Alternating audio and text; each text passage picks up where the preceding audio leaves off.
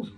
À ce jour, il n'est guère possible de connaître les règles nouvelles qui s'appliqueront aux revenus de 2024 et plus largement pour l'avenir, ce qui signifie en aucun cas que nos formations de début d'année perdent de leur pertinence, au contraire, parce qu'il est plus que jamais nécessaire de se concentrer sur les fondamentaux du conseil et de prendre un peu de hauteur.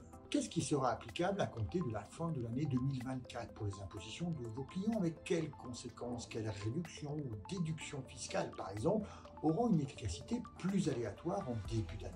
Quelles nouveautés vont entrer en vigueur, quoi qu'il advienne, à compter du 1er janvier 2025? Par exemple, la loi Le Meur qui est déjà votée. Quels avantages vont disparaître parce qu'ils arrivent à terme et n'auront donc pas été prorogés?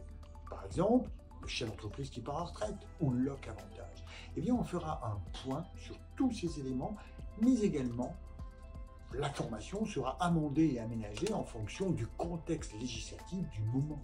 En outre, selon la nature de nos clients, il est aujourd'hui vital de connaître quelle organisation patrimoniale doit être mise en place dans un contexte d'incertitude et de hausse programmée de la fiscalité. Comment apparaître modeste?